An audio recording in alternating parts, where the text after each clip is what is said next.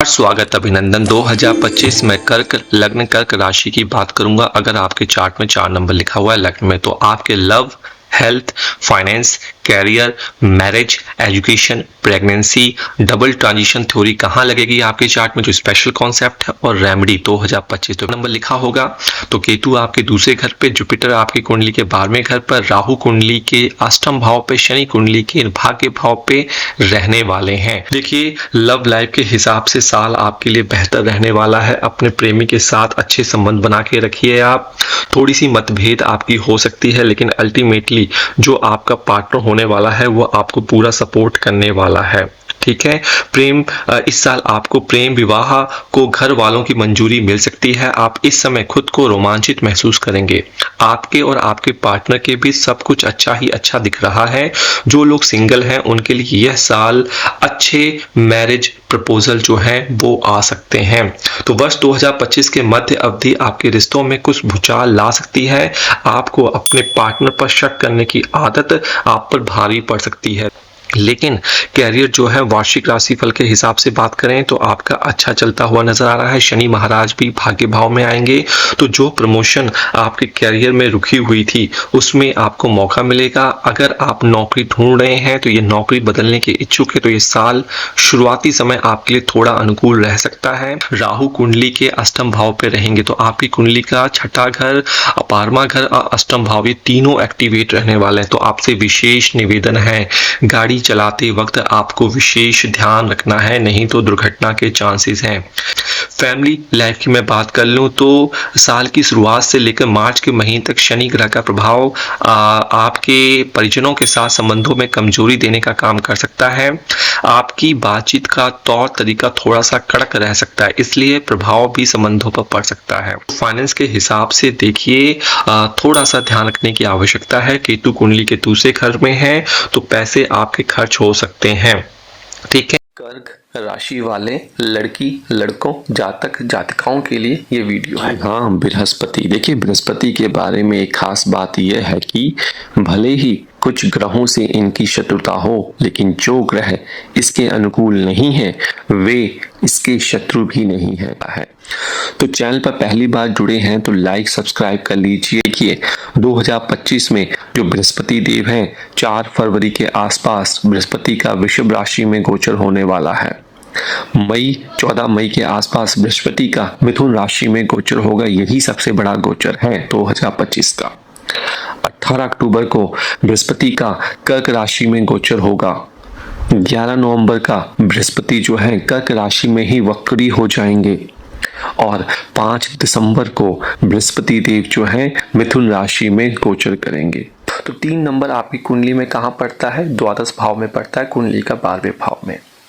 तो कुंडली के 12वें भाव में, क्योंकि 12वां घर जो होता है खर्चे का भी होता है, ठीक है, विदेश यात्रा का भी होता है, स्पिरिचुअल एनलाइटमेंट का भी होता है, नींद ना आना, एंजाइटी का भी होता है, आपके फिजिकल रिलेशनशिप के प्लेजर का भी यही घर होता है। तो इस प्रकार अगर बृहस्पति अगर आपकी कुंडली के 12वें घर में जाते हैं तो अच्छे कर्मों में, अच्छे कार्यों में आप धन खर्च करेंगे, क्योंकि व्यय करना है तो खर्चा तो होगा। तो ये खर्च करने की प्रवृत्ति आपकी बढ़ेगी। अगर आपने कोई पूजा पाठ कराने की सोची हुई है, किसी तीर्थ यात्रा पे आपने जानी है, तो आप उसमें खर्चा करेंगे। अच्छे कार्यों पर और समाज के लिए अच्छे चीज़ों के लिए आप खर्चा करेंगे। तो यदि दिल से कोशिश कर रहे हैं तो आपको विदेश जाने में भी सफलता अवश्य मिल सकती है। इस चीज़ को आपको ध्यान रखना है।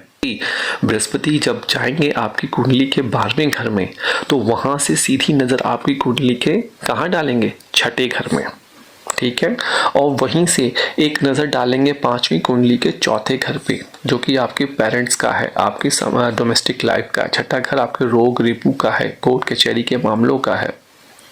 और 9वीं नज़र जो है कुंडली के अष्टम भाव में डालेंगे। तो अल्टीमेटली देखा जाए तो कुंडली का छठा, 8वां, 12 तीनों भाव जो हैं, जो कि एक तरीके से अच्छे स्थान नहीं कहे जाते काल पुरुष की कुंडली में, एक्टिवेट हो जाएंगे। लेकिन आप सेहत पर ध्यान रखिए। पढ़ाई में अगर आपकी दिलचस्पी है तो उसमें इजाफा कीजिए। अगर आपको किसी प्रकार की कंसल्टेशन चाहिए, डिस्क्रिप्शन बॉक्स देख लीजिए हमारी वेबसाइट से, और ज्योतिष घर के एंड्रॉयड ऐप को डाउनलोड करके आप हमसे कंसल्ट कर सकते हैं। डायरेक्ट नंबर नहीं शेयर किया जाता है, आपको अपॉइंटमेंट ही लेनी पड़ेगी।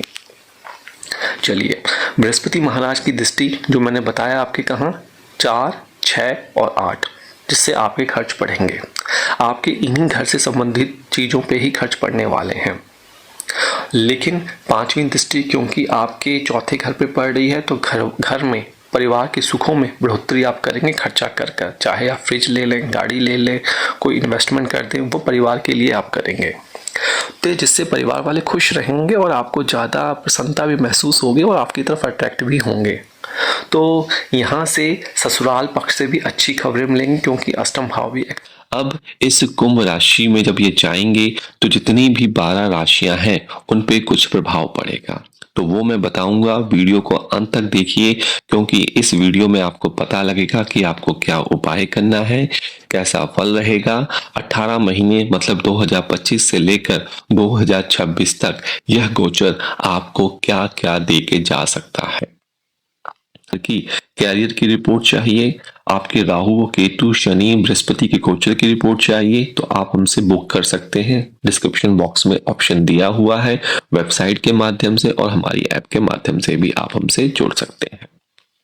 नोट कर लिया आपने, आशा करता हूं। फटाफट एक काम कीजिए, चैनल को सब्सक्राइब भी कर लीजिए, अपने मित्रों को भी शेयर कर लीजिए। चलिए आइए अब बात करते हैं कर्क राशि फल की। तो देखिए, कर्क राशि में चंद्रमा के घर में ये आपके राहु महाराज है, कुंडली के 8वें घर से गोचर करेंगे। अब जब 8वां घर होगा, अब 8वें घर में मैंने आपको बताया राहु की दृष्टियां होती हैं 5वीं, 7वीं, 9वीं, तो 8वें घर से सीधे सीधे आपके दूसरे घर को दिखेगा जो कि आपका वाणी है, फ्लो ऑफ इनकम है। तो डेफिनेटली ये वाणी को भी कठोर बनाएगा, वाणी दोष लगा डालेगा और आपकी फ्लो ऑफ इनकम को भी कम कर डालेगा। नोट कर लिया। यहां से 5वीं नजर राहु की पड़ेगी कुंडली के 12वें घर पर, तो भाई विदेश यात्रा के योग बन सकते हैं, ये अच्छी बात है। अगर आप आइलेट्स किया है या क्लाइंट साइड पे जाते हैं तो ये गोल्डन टाइम है, ये आपको समुद्र पार करके विदेश में आपको भेज सकता है और आपके खर्चे भी करवाएगा, क्योंकि 12वां घर खर्चों का भी होता है, व्यय का भी होता है। उसके बाद जब बाहर जाएंगे तो भैया एंजाइटी भी होगी, नींद नहीं आएगी, इसकी भी समस्या आपको ये दे सकता है। अब यहाँ से राहु की एक नजर आपकी कुंडली के सीधे सीधे चौथे घर पर भी पड़ती है, तो केयरफुल आपको रहना है। माता पिता की सेहत को खराब कर सकता है। हालांकि कुछ वाहन आप ले सकते हैं, लेकिन वाहन से चोट लगने के भी योग आपके बन रहे हैं। और कुछ ज्यादा अगर आपको सेहत में समस्या लगे तो एक अच्छे डॉक्टर को जरूर दिखाएं। देखिए, 8वां घर जो होता है आपकी पत्नी का मांगल्य, और अगर आपके पति का मांगल्य स्थान होता है, ये ससुराल पक्ष का भी स्थान होता है। कहीं ना कहीं आपके इन लॉज जो है आपके घर में हस्तक्षेप करेंगे, थोड़ा सा ध्यान रखना है, क्योंकि यहाँ पे 8वें घर में किसी ना किसी तरीके से आपका पैसा जा सकता है। अगर आप किसी का दोस्त आपसे उधार मांगते तो पैसा भूल जाइए, नहीं मिलेगा। बैंक के कर्जे आप ले सकते हैं, लेकिन 8वां घर जो होता है ये आपको अचानक संपत्ति भी दे सकता है, तो इस बात की कोई प्रॉपर पावर ऑफ अटर्नी आपके नाम पे लग सकती है, ये भी इस बात को पूर्ति करता है। ठीक है जी। और कर्क राशि के लिए चल रहे कंटक शनि की पनौती जो है समाप्त हो जाएगी, मतलब कि शनि की जो ठैया है वो आपके ऊपर खत्म होते हुए नजर आ रही है। आपको आपके कार्यों में आ रही रुकावट भी धीरे धीरे दूर होने लगेगी। बिजनेस के सिलसिले में आप अगर कोई यात्रा कर रहे हैं, करने की सोच रहे हैं, बहुत लाभदायक रहने वाली है। जीवन साथी से आपके संबंध जो है अच्छे दिखते हुए नजर आ रहे हैं। आप एक दूसरे के साथ लंबी यात्राएं करते हुए दिखेंगे, लंबी यात्राओं के योग बनेंगे, डेटिंग पे भी आप जा सकते हैं। अचानक से धन प्राप्ति के भी योग आपके बनते हुए नजर आ रहे हैं। अगर आपका काम बहुत समय से अटका हुआ है तो वो भी दूर होता हुआ नजर आएगा, लाभ मिलता जाएगा। फिर से बता रहा हूँ, जुलाई से नवंबर के बीच आपको थोड़ा सा सावधान रहना है, क्योंकि शनि महाराज वक्री होंगे इस समय। उसके बाद का समय अनुकूल रहेगा। और शनिदेव एकादश भाव, तृतीय भाव और छठे भाव को देखेंगे आपकी कुंडली में, जिससे आपके विरोधी जो है परास्त होते हुए नजर आ रहे हैं। आपकी सैलरी में भी इजाफा होगा, फाइनेंशियल स्टेबिलिटी बढ़ेगी, इच्छाओं की पूर्ति होगी। जीवन में अचानक से आपको धन मिलता हुआ नजर आ रहा है। अगर शेयर मार्केट में आपने इन्वेस्टमेंट किया है, लाभ प्राप्त होता हुआ नजर आ रहा है। थोड़ी अपने पिता की, अपने दादा की, अपने नाना की सेहत का ध्यान आपको रखने की आवश्यकता है।